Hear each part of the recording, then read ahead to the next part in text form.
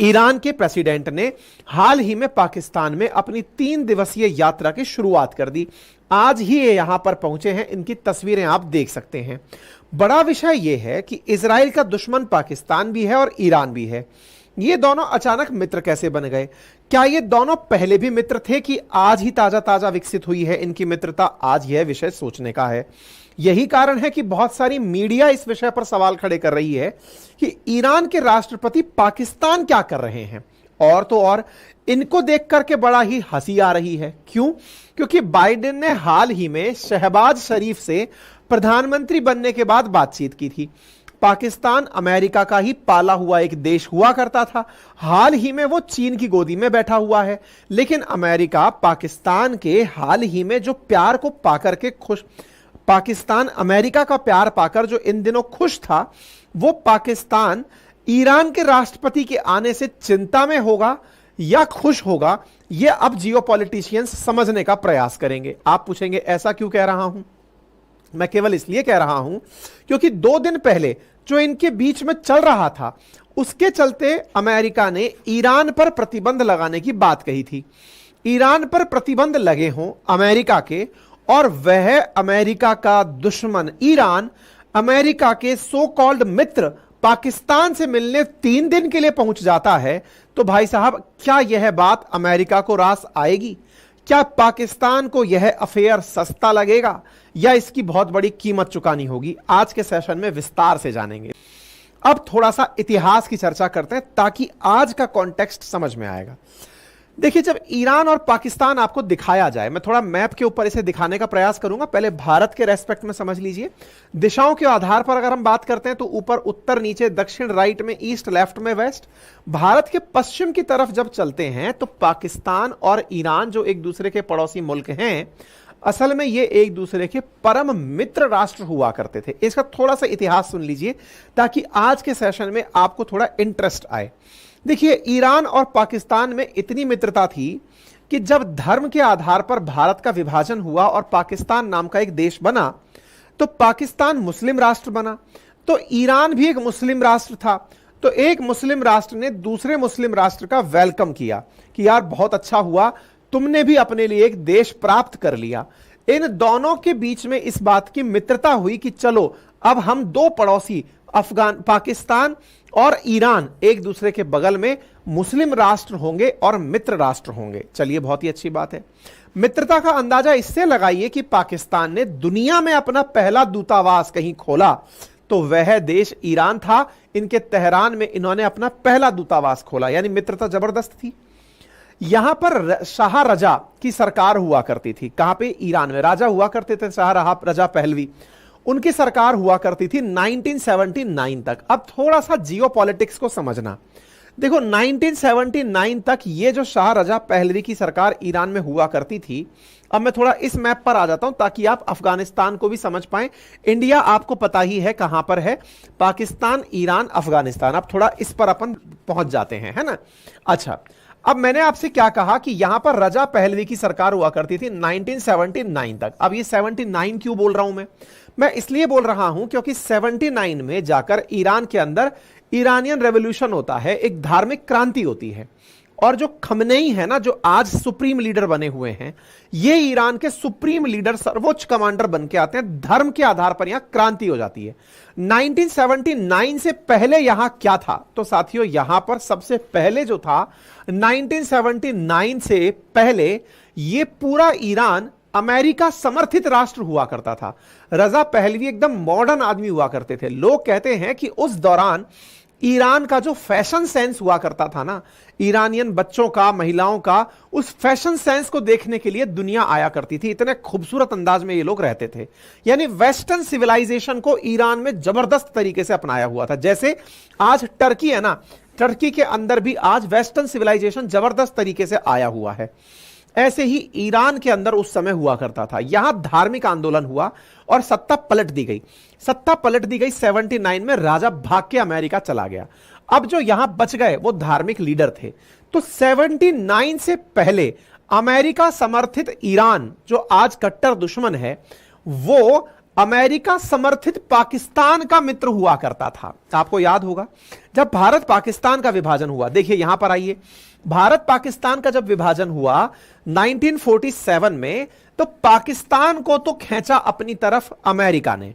America ने किसको पहले से खींच रखा था? ईरान को। तो जिस पाकिस्तान ने अमेरिका का साथ अपनाया, भारत को अपनी तरफ खींचा यूएसएसआर ने। अच्छा, ये वो कोल्ड वॉर एरा था। कौन सा वॉर एरा था? सेकेंड वर्ल्ड वॉर के बाद में, जब दुनिया की शक्तियां अमेरिका और यूएसएसआर के बीच, सोवियत रूस के बीच बट रही थी। तो भारत सॉफ्ट कॉर्नर रख रहा था यूएसएसआर के साथ और पाकिस्तान सॉफ्ट कॉर्नर रख रहा था अमेरिका के साथ। तो अब देखिए, ईरान भी अमेरिका समर्थित और पाकिस्तान भी अमेरिका समर्थित, ये दो देश अमेरिका समर्थित हो गए। इतनी बात समझ में आ गई? ये जो देश है ना, अफगानिस्तान जो यहां बैठा हुआ है, ये रहा अफगानिस्तान। उस दौर में अफगानिस्तान में सोवियत रूस का बहुत प्रभाव हुआ करता था। उस सोवियत रूस को यहां से भगाने के लिए अमेरिका ने पाकिस्तान की मदद से अफगानिस्तान में आतंकियों को बढ़ावा देना शुरू किया। असल में धर्म की शिक्षा लेने वाले लोगों को तालिब लेना कहलाते हैं। तालिब लेना यानी शिक्षा लेना। शिक्षा लेने वाले छात्रों को तालिबानी कहा जाता था। जो तालिब ले रहे हैं वो तालिबानी थे। लेकिन इन छात्रों को पाकिस्तान के जरिए अमेरिका ने मोटिवेट करके आतंकी बना दिया। यानी ये वो लोग हो गए जिनको इसलिए खड़ा किया गया कि सोवियत रूस के समर्थन से यहां सरकार चला करती थी। अब मतलब जियो पॉलिटिक्स को समझेंगे ना, तो कहते हैं कि जियो पॉलिटिक्स में ना कोई परमानेंट दुश्मन है ना कोई परमानेंट मित्र है। हो सकता है आज भारत की रूस से बहुत अच्छी मित्रता है, होने वाले समय में दुश्मनी हो जाए। हो सकता है अमेरिका से आज मित्रता है, दुश्मनी हो जाए। कुछ भी संभव है। आज भारत और चीन एक दूसरे के दुश्मन है, हो सकता है भविष्य में मित्र हो जाए। कुछ भी हो सकता है। जियो पॉलिटिक्स बड़ी अनसर्टेन चीज है। आइए, तो इस अफगानिस्तान में सोवियत रूस का प्रभाव हुआ करता था। उसको भगाने के लिए अमेरिका ने यहां पर आतंकियों को पनाह दी। ये जो अलकायदा है ना, कहते हैं इसको अमेरिका ने ही जन्म दिया था। तालिबान जो था वो पाकिस्तान के माध्यम से अमेरिका की ही पैदाइश की हुई आतंक की खेप थी अफगानिस्तान में, जिसने यहां की सत्ता को चुनौती दी। यहां पर बैठी हुई सत्ता जो कि रूस से समर्थित थी, उस सत्ता को उखाड़ फेंकने में पाकिस्तान ने बहुत भूमिका निभाई थी। इसका मतलब यह हुआ कि तालिबान को तो समर्थन पाकिस्तान का था, पाकिस्तान को अमेरिका का था। यही कारण है कि यहां पर सत्ता हटी और तालिबान जबरदस्त तरीके से फैलना शुरू हुआ। अमेरिका तालिबान को सत्ता देकर जाने वाला ही था। यह समझिए कि यह तो अलकायदा ने, जो इसने राक्षस पैदा किया अमेरिका ने अलकायदा नाम से, वो जाकर अमेरिका में ही गोले बरसा दिया। क्यों? क्योंकि रूस ने उनको पैसे खिला दिए, जाओ गोले वहां मारो। कुल मिलाकर के अफगानिस्तान को लेकर के इन दोनों के बीच में बहसबाजी शुरू हुई थी। 1979 में जाकर के ईरान और पाकिस्तान एक दूसरे के दुश्मन हो गए। क्यों दुश्मन हो गए? क्योंकि धार्मिक आधार पर ईरान ने अब दूसरी बस पकड़ ली थी। क्योंकि यहां पर अचानक जो धार्मिक आंदोलन हुआ, उसमें जो मेजॉरिटी में लोग सत्ता में आए वो शिया मुसलमान थे और जो पाकिस्तान है वो सुन्नी था। पाकिस्तान सुन्नी था और इधर ये सऊदी अरब जो है ये सुन्नी था। अब अमेरिका सुन्नियों के समर्थन में सऊदी अरब के साथ खड़ा था। शिया मुसलमान सुन्नियों के दुश्मन हुआ करते हैं। शियाओं को थोड़ा सा पढ़ा लिखा माना जाता है, थोड़ा सा मतलब एक तरह से कम कट्टर माना जाता है सुन्नियों की तुलना में। इन दोनों के बीच में संघर्ष होना शुरू हुआ। पाकिस्तानियों ने सुन्नियों को मारना, शियाओं को मारना शुरू किया। इन दोनों के बीच में धार्मिक संघर्ष शुरू हो गया। आप सोचिए, पहले जो लोग इतने अच्छे मित्र थे कि भारत के जो युद्ध हुए ना 1965 के, 1971 के, उनमें ईरान ने पाकिस्तान को बकायदा वेपन्स दिए हैं भारत से लड़ने के लिए। यानी ईरान पहले तक भारत के खिलाफ पाकिस्तान की मदद करता था। 79 के बाद यह पाकिस्तान का दुश्मन बन गया। ठीक है, तो पाकिस्तान का बना हुआ दुश्मन यह ईरान जो है, यह लंबे समय तक इसी तरह से चलता रहा। आने वाले समय में अफगानिस्तान के अंदर जो परिवर्तन होने लगे, उनमें ईरान और पाकिस्तान एक दूसरे के और कट्टर दुश्मन होने लगे। क्योंकि ईरान का जो अब धार्मिक वो बनकर के आया था, राजा बनकर के आया था, जो खमैनी बनकर आया था, वो खमैनी अफगानिस्तान की सत्ता का समर्थक था। अफगानिस्तान की सत्ता जो कि रूस के द्वारा समर्थित थी, तालिबान का विरोधी था। इसके चलते ईरान और पाकिस्तान एक दूसरे के अगेंस्ट हो गए। क्योंकि अफगानिस्तान के मसले पर ईरान चाहता था कि यहां सरकार चले और पाकिस्तान चाहता था कि यहां तालिबान का शासन हो। रूस चाहता था कि यहां पर सरकार चले, ईरान चाहता था कि यहां पर सरकार चले, तो ईरान और रूस में एक सॉफ्ट कॉर्नर क्रिएट होना शुरू हुआ। आज रूस और ईरान एक दूसरे के नजदीक हैं। अमेरिका से ईरान अगेंस्ट हो चुका है, इतने सारे सैंक्शंस ईरान झेल रहा है। आई बात समझ में? अब आपके दिमाग में एक सवाल बनेगा, अच्छा 79 से इन दोनों के बीच में दुश्मनी बढ़ना शुरू हुई, तो फिर आज राष्ट्रपति यहां कर क्या रहे हैं? तो देखिए, धीरे धीरे स्थितियां बदलने लगी।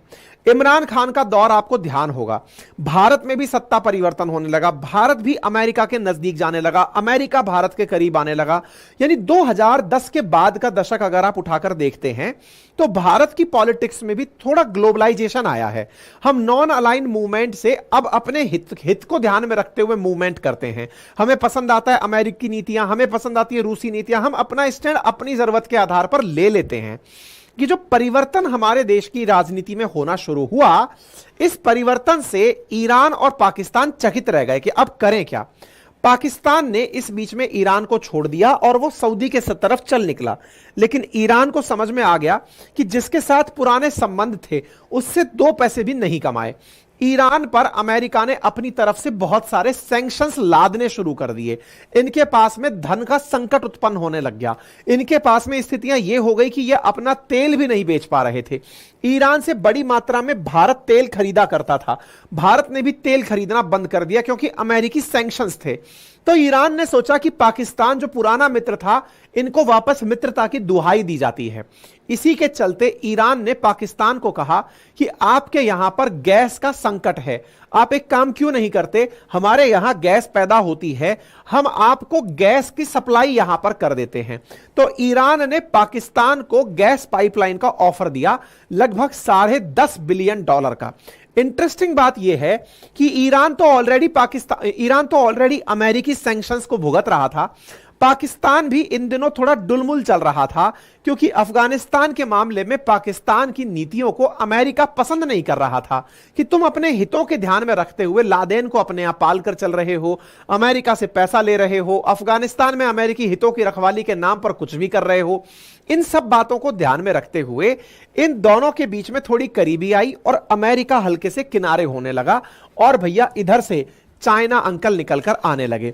इन्होंने इन दोनों को एक दूसरे के नजदीक लाने का काफी प्रयास किया। इस प्रयास के चलते इन दोनों के नजदीक में प्यार जो बनना शुरू हुआ, उसी का परिणाम है कि आज ईरानियन प्रेसिडेंट राइसी यहां आकर पहुंचे हैं। इनको आते हुए आप उतरते हुए रेड कारपेट पर वेलकम होते हुए देख सकते हैं। लेकिन आज स्थितियां पाकिस्तान के पक्ष में नहीं है। पाकिस्तान इस बात से डर रहा है। क्यों डर रहा है? क्योंकि असल मायने में राइसी का आना अमेरिका से बहुत बड़ी नाराजगी मोल लेने जैसा है। जो गलती कभी इमरान खान ने की थी रूस जाकर के, आपको याद होगा इमरान खान रूस गए थे जब यूक्रेन रशिया वॉर शुरू हुआ था, जिसके चलते इमरान खान को सत्ता खोनी पड़ी थी। इसी तरह से जब अमेरिका इजराइल का समर्थन करते हुए ईरान पर प्रतिबंध लगाया हुआ है और ईरान का राष्ट्रपति उड़कर के पाकिस्तान आ जाता है, तो आप सोचकर देखिएगा कि पाकिस्तान के लिए यह कितनी चिंता की बात होगी। पाकिस्तान ने इनको बुलाया तो है, लेकिन इनका बुलाना असल मायने में सेल्फ इन्विटेशन जैसा है। ईरान के विदेश मंत्री खुद आए थे जनवरी में 2024 में पाकिस्तान और आकर कह गए कि हमारे राष्ट्रपति आना चाहते हैं। अब कोई कह दे कि भैया हमारा राष्ट्रपति आना चाहता है तो मना कौन करे? पाकिस्तान तो बेचारा मरा पड़ा है, पहले रूस के चक्कर में मरा था और अब ईरान के चक्कर में मरा है। आप सोचकर देखिए, ईरान का राष्ट्रपति आ रहा है, पाकिस्तान को इतना डर है कि ये अपने कराची के अंदर, इस्लामाबाद के अंदर छुट्टियां करवा दिया है कि भाई कोई भी 23 तारीख के दिन मूवमेंट नहीं करेगा, पता चले कोई बम धमाका हो गया। छुट्टियां करवा दिया कि नहीं साहब टेंशन नहीं लेंगे हम। और तो और इनके आगमन पर पाकिस्तान की तरफ से एक बहुत छोटे से मंत्री को इनको रिसीव करने भेजा गया, क्योंकि ऐसा ना हो कि शहबाज शरीफ इनको रिसीव करने जाएं और इससे सऊदी अरब नाराज हो जाए, अमेरिका नाराज हो जाए। मतलब इनके लिए एक ऐसा सुख हो गया जिसको निगलते हुए नहीं बन रहा है। लेकिन इतना बड़ा व्यक्ति आया है तो साहब इनका स्वागत भी करना है। स्वागत के लिए बकायदा शहबाज शरीफ ने इनको घर पर लंच खिलाया, लंच खिला करके इनका ग्रांड वेलकम किया। वेलकम के दौरान इनके घर पर मतलब प्रॉपर तरीके से इनको, आप ये तस्वीर केवल देखिए, शहबाज शरीफ की तनाव को पढ़ना अगर समझ पाए तो मेरी ये वीडियो रुकेगी नहीं अदरवाइज ना। ये देखिए, आप चेहरा देख करके अगर पहचान रहे हो तो इस व्यक्ति के चेहरे पर तनाव साफ दिखाई पड़ रहा है कि यह व्यक्ति अब समझ नहीं पा रहा है कि ये आप अचानक कैसे आ गए। अचानक कैसे आ गए से मतलब है अब अच्छा, अचानक की भी स्टोरी मैं आपको बताता हूं। पता है 14 तारीख के दिन इजराइल ने क्या बोलते हैं, ईरान ने इजराइल पर हमला किया। इंटरेस्टिंग बात देखना, ईरान ने इजराइल पर हमला किया। 15 तारीख के दिन, इसी 15 अप्रैल के दिन ईरान के राष्ट्रपति की तरफ से पाकिस्तान को मैसेज आता है। क्या मैसेज आता है? कि सर हम आपके यहां आना चाहते हैं। भाई साहब, ईरान ने ये जो तिगड़मबाजी खेली, पाकिस्तान खर्ब समझ से ही परे हो गया, ये हो क्या गया। सेल्फ इनवाइट कर लिया कोई, सर मैं आपके यहां आना चाहता हूं। सर कब आना चाहते हैं? मैं 21 और 22 तारीख को आना चाहता हूं। सर आपके ऊपर भी गोला गिर सकता है। बोले कोई बात नहीं, हम पाकिस्तान आना चाहते हैं। ऐसा क्यों? बोले बेटा तुम्हारे माध्यम से हम दुनिया को यह मैसेज देना चाहते हैं कि अमेरिका वालों, पाकिस्तान को भी मैंने साथ में ले रखा है। अगर तुम हमारा बुरा करोगे तो पाकिस्तान का बुरा होगा। पाकिस्तान हमेशा सोचता होगा कि ये घूम फिर करके हर बार मैं ही आगे क्यों आ जाता हूं। रशिया यूक्रेन हो तो मैं आगे आ जाऊं, इजराइल ईरान हो तो मैं आगे आ जाऊं। तो साहब फिलहाल के लिए इनका वेलकम हुआ, झंडे फंडे लगे इनके लिए, वेलकम के नाम पर इनको बुला लिया गया। 8 प्रकार के इनके बीच में एग्रीमेंट हुए। प्रधानमंत्री कार्यालय में इनको बकायदा भोजन कराया गया। तस्वीरें आपके सामने हैं, ठीक है। तो साहब किन बातों को लेकर के इनके बीच में एग्रीमेंट हुआ? तो नंबर 1, पाकिस्तान से ईरान इन दिनों रिश्ते सुधारने की कवायद में है। रिश्ते क्यों सुधारना चाह रहा है? मैंने जैसा आपसे पहले भी कहा, इनके बीच में एक गैस पाइपलाइन को लेकर के बात चल रही है। इस्लामाबाद यानी कि पाकिस्तान ईरान से गैस पाइपलाइन लेना चाहता है और उस गैस पाइपलाइन के लिए इन्होंने पहले भी समझौते किए हुए थे। 2013 में इन्होंने समझौता किया था लगभग $10.5 बिलियन का। कुछ इस प्रकार से पाकिस्तान में ये जो असालुयहा करके जो जगह है, यहां से होते हुए नवाब शाह तक पाकिस्तान के अंदर एक गैस पाइपलाइन बिछाई जानी थी, जो कि भविष्य में इंडिया के न्यू दिल्ली तक भेजी जा सकती थी अगर सब कुछ सही रहता। इस गैस पाइपलाइन को बिछाने की जो खर्चा था वो लगभग 7.5 बिलियन का था। 2013 में दोनों देशों ने मिलकर एग्रीमेंट कर लिया कि हम गैस पाइपलाइन बनाएंगे, लेकिन तब से ही ईरान अमेरिकी प्रतिबंधों से जूझ रहा है। दोनों देश इसमें आगे बढ़ ही नहीं पा रहे। ईरान ने कई बार पाकिस्तान को धमकाया कि आप लोगों ने समझौता कर लिया है, अब समझौते से पीछे अगर आप हटे तो आपको बहुत ज्यादा जुर्माना चुकाना होगा। आपको अंदाजा नहीं होगा, पाकिस्तान अगर इस समझौते से पीछे हटता है तो 1.5 लाख करोड़ रुपए पाकिस्तान को जुर्माना देना होगा। अंतरराष्ट्रीय कोर्ट के अंदर ईरान पाकिस्तान को घसीट कर ले जाएगा और कहेगा कि सर देखिए, इन्होंने पहले प्रॉमिस किया था, अब ये पीछे हट गए। पाकिस्तान की मजबूरी है कि एक तरफ कुआं और एक तरफ खाई है। अगर पाकिस्तान अमेरिका के साथ मिलकर के अमेरिका से बिना इजाजत लिए पाइपलाइन डाल देता है, अमेरिका ने पहले ही काटसा लगा रखा है, countering on American adversaries through trade sanction act towards Iran, कि ईरान से कोई भी व्यापार नहीं करेगा। और पाकिस्तान अगर ईरान से व्यापार कर लेता है तो वो सैंक्शंस में मारा जाएगा, और अगर नहीं करता है ईरान से व्यापार तो ईरान इनके ऊपर 1.5 लाख करोड़ रुपए का जुर्माना लगा देगा, जो कंगाली में आटा गीला होने जैसा होगा। यानी पाकिस्तान दोनों तरफ से बज रहा है। पहला कारण तो यह है कि ईरान के राष्ट्रपति इनसे आए हैं कि गैस पाइपलाइन चालू करवा लो। दूसरा कारण क्या है? जैसा मैंने आप सबसे कहा कि पाकिस्तान इस समय, मतलब ईरान जो है वो पाकिस्तान के साथ बेटर टाइज दिखाकर दुनिया को यह दिखाना चाह रहा है कि वो अकेला नहीं है। इन दिनों ईरान एक और डिप्लोमेसी खेल रहा है। आपको याद होना चाहिए कि पाकिस्तान दुनिया में इजराइल को रिकॉग्नाइज ही नहीं करता है। यानी कि आप अगर इजराइल जाना चाहते हैं पाकिस्तान से, तो पाकिस्तान मानता है कि इजराइल नाम का कोई दुनिया में देश ही नहीं है। इसका मतलब सोचिए कितनी जबरदस्त कट्टरता है अगेंस्ट इजराइल। तो ईरान की इजराइल के प्रति कट्टरता और पाकिस्तान की इजराइल के प्रति कट्टरता दोनों को नजदीक लाती है। 2016 की ये जो तस्वीर आप देख रहे हैं, इस तस्वीर में इमरान खान पाकिस्तान के जब प्रधानमंत्री हुआ करते थे, तब ये ईरान की यात्रा पर गए थे और इन दोनों ने प्रॉपर तरीके से अपना गुस्सा इजराइल पर व्यक्त किया था।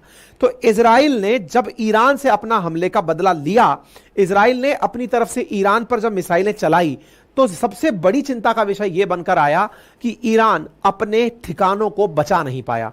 जिस प्रकार से इजराइल के ऊपर जब ईरानी हमला हुआ तो इजराइल का कुछ भी बाल बाका नहीं हुआ, वहीं ईरान के ऊपर जब इजरायली मशीन चली तो आप यहां पर तस्वीरें देख सकते हैं कि ईरान ने खूब मना किया कि हमारे ऊपर कोई नुकसान नहीं हुआ, लेकिन आप नुकसान की गवाह देख सकते हैं। ये S-300 और ये न्यूक्लियर रडार सिस्टम बैठा हुआ है।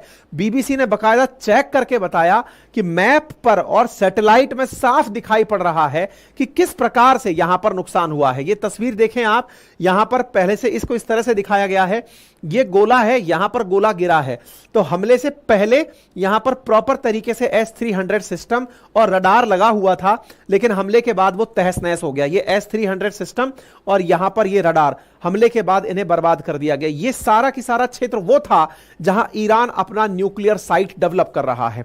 यानी ईरान को यह समझ में आ गया कि अगर मैं न्यूक्लियर प्रोग्राम को जारी रखना चाहता हूं तो बहुत मुश्किल है इजरायली हमलों से अपने न्यूक्लियर प्रोग्राम को बचा के रखने की। तो ऐसी स्थिति में इस इस्फहान नामक स्थान पर जहां इजराइल ने हमला किया, हमको अगर न्यूक्लियर वेपन चाहिए तो हमें शरण लेने के लिए चलना पड़ेगा।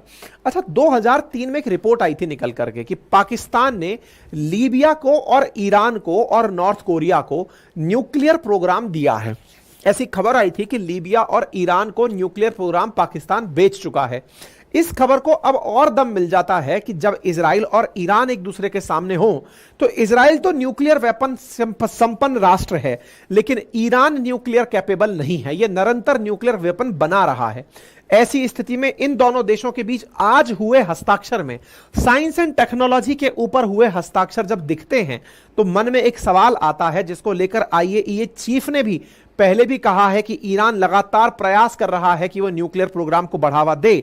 ऐसी स्थिति में इस बात से आशंकित नहीं हुआ जा सकता, आशंकित हुआ जा सकता है कि ईरान संभवतया आने वाले समय में पाकिस्तान से न्यूक्लियर पावर गेन करने का प्रयास करे और इस आधार पर पाकिस्तान, जो कि इस समय एक तरह से समझिए कि जो गरीबी से गुजर रहा है, उसे ईरान से इस तरह का कोई सौदा मिल जाए और बॉर्डर स्टेट होने के चलते दोनों एक दूसरे के साथ इस तरह के व्यापार में अंदर चले जाएं। आपको याद होगा ईरान ने जो हाल ही में हमले किए, ईरान के ऊपर जो इजराइल के हाल ही में हमले हुए जिसमें इन्होंने अपने बहुत सारे लोग, वैज्ञानिक, अपने लीडर्स खोए, उसके चलते इस समय ईरान में एक डेस्पिरेशन है कि दुनिया को दिखाना है कि इजराइल को मैं काउंटर कर सकता हूं तो मुझे न्यूक्लियर वेपन की जरूरत होगी, और इस न्यूक्लियर वेपन को देने वाला अगर कोई गरीब मुल्क मेरे पड़ोस में है तो उसका नाम पाकिस्तान है। तो क्यों ना वहां से जाकर के उनकी तंग हाली का लाभ उठा करके उनसे न्यूक्लियर वेपन ले लिए जाएं। आप देख सकते हैं ये कटिंग 2010 की है जब ईरान ने इनसे न्यूक्लियर वेपन खरीदने का प्रयास किया था। ये 2003 की है जब पाकिस्तान ने खुद ने यह स्वीकार किया था कि ईरान को उसने न्यूक्लियर की एक्सपर्टाइज दी है। यानी इसका मतलब यह हुआ कि आने वाले समय में इन दोनों के बीच में न्यूक्लियर समझौते भी हो सकते हैं। फिलहाल के लिए इतना ही। बाकी आप इस विषय में, इस यात्रा पर क्या सोचते हैं, जरूर बताएं।